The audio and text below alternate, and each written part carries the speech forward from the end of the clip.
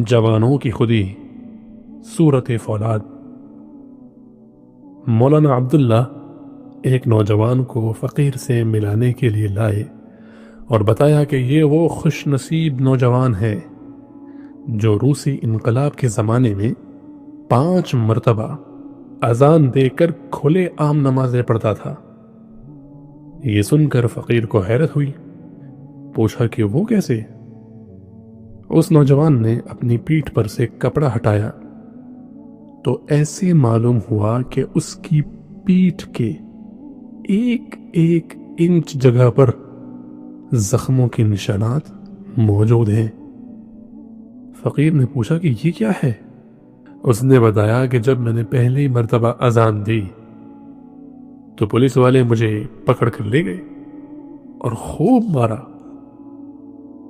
मैं जानबूझकर इस तरह बन गया जिस तरह कोई पागल होता है। वो जितना ज्यादा मारते मैं उतना ही ज्यादा हंसता। एक वक्त में कई कई पुलिस वाले मारते मारते थक जाते, मगर मैं अल्लाह के नाम पर मार खाते हुए न थकता। मुझे बिजली के झटके भी लगाए गए, मैंने बर्दाश्त कर लिए। मुझे कई कई घंटे बर्फ पर लिटाया गया। मुझे पूरी पूरी रात उल्टा लटकाया गया। गर्म चीजों से दागा गया।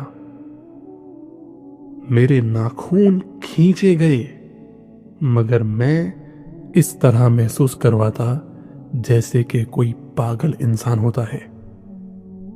जानबूझकर पागलों वाली हरकतें करता रहता। पुलिस वालों ने 1 साल मेरी पिटाई करने के बाद मुझे पागल खाने भिजवा दिया। वहां भी 1 साल मैंने इसी तरह गुजारा, हत्ता कि डॉक्टर ने लिख कर दे दिया कि ये शख्स पागल है, ज़हनी तवाज़ुन खराब है, ये किसी को नुकसान नहीं पहुंचाता, अपने आप में मगन रहता है, लिहाजा अब इसको दोबारा गिरफ्तार न किया जाए। इसके बाद मुझे आज़ाद कर दिया गया। मैंने एक जगह पर छोटी सी मस्जिद नुमा जगह बनाई। दिन में 5 वक्त अजानें देता और 5 नमाजें खुले आम पढ़ा करता था। फ़कीर ने उसकी पेशानी को बोसा दिया और कहा, उस कौम को शमशीर की हाजत नहीं रहती हो जिसके जवानों की खुदी सूरत फौलाद। कम्युनिज्म के उस दौर में जब आम लोग छुपे फिरते थे, अल्लाह के उस शैदाई का इस तरह अजान देना और नमाज पढ़ना कुफ्र के सीने पर मूंग दलने के मुतरादिफ था। आम हालात में इंसान यही सोचता है कि फांसी पर लटका दिया जाएगा, और कम्युनिस्टों का तरीका भी यही था। मगर जिसे अल्लाह रखे उसे कौन रखे?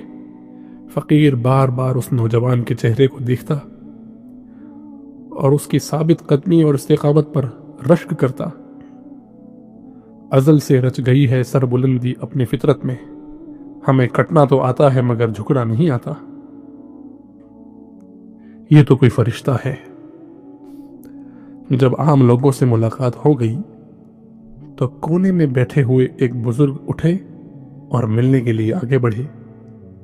उनके चेहरे पर इस कदर अनवार की बारिश थी कि फ़कीर बेइख्तियार कह उठा, मा हाज़ा बशरा इन हाज़ा इल्ला मलकुन करीम। ये कुरान की एक आयत है।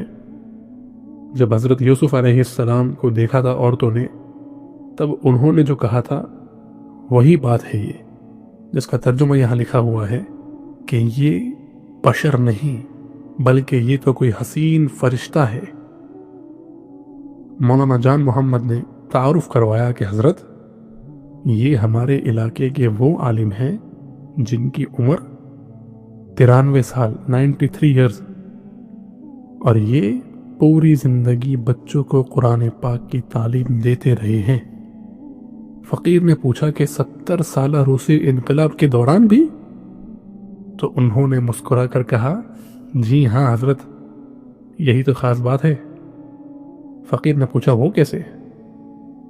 مولانا کہنے لگے کہ حضرت آپ ان سے خود ہی پوچھ لیجئے۔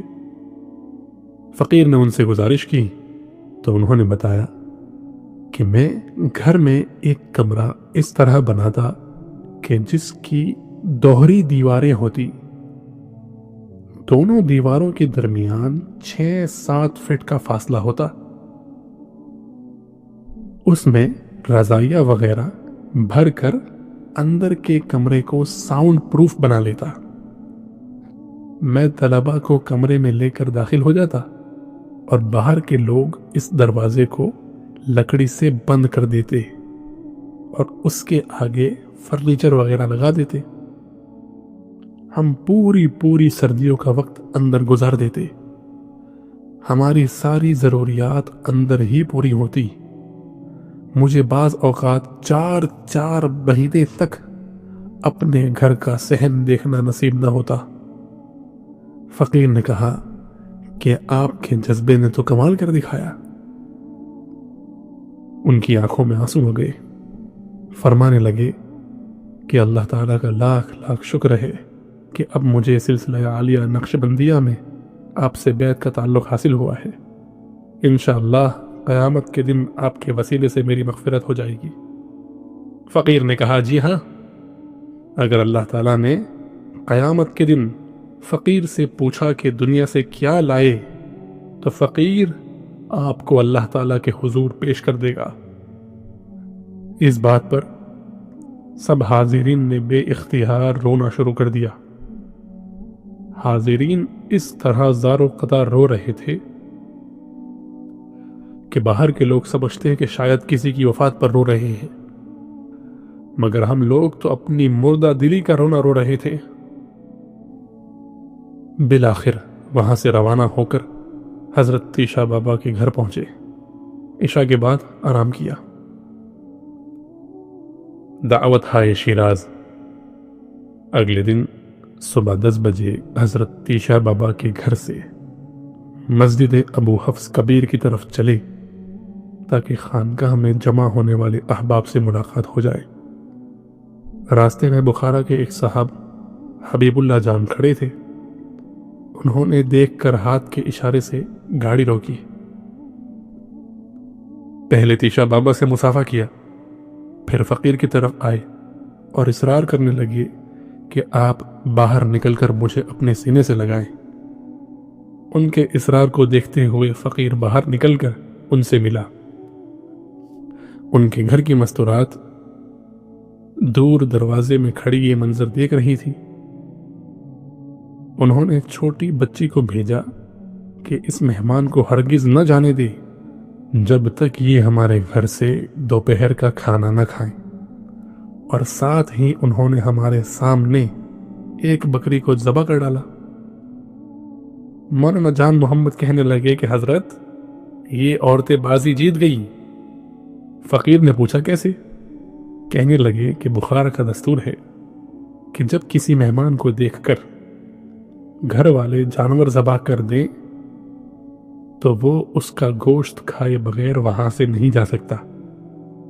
اب چاہے جو بھی ہو ہمیں ان کے گھر رکنا پڑے گا۔ فقیر نے تیشا بابا کی طرف دیکھا تو وہ مسکرائے کہ دیکھا عورتوں نے کیسی چال چلی ہے۔ اتنے میں عورتوں نے ایک بچے کے ہاتھ پیغام بھجوایا کہ اگر یہ مہمان گھر قیام کا ارادہ فرمائیں تو ہر دن ایک جانور ان کی ضیافت کے لیے ہم قربان کرنے کو تیار ہیں۔ چار و ناچار ہمیں حبیب اللہ جان کے گھر رکنا پڑا، لیکن عجیب بات تو یہ تھی کہ بس آدھے پونے گھنٹے میں بھنا ہوا اور ابلا ہوا گوشت ہمارے سامنے حاضر تھا۔ فقیر اس بات پر اور زیادہ حیران ہوا، صاحب خانہ سے پوچھا کہ یہ گوشت اتنا جلدی کیسے تیار ہوا؟ صاحب خانہ یعنی گھر والے۔ اس نے مسکرا کر کہا آج آپ میرے ہاں قیام فرمائیں، کل ہم دوسری بکری ذبح کریں گے اور آپ کے سامنے گوشت تیار کریں گے تاکہ آپ کو پتہ چل جائے۔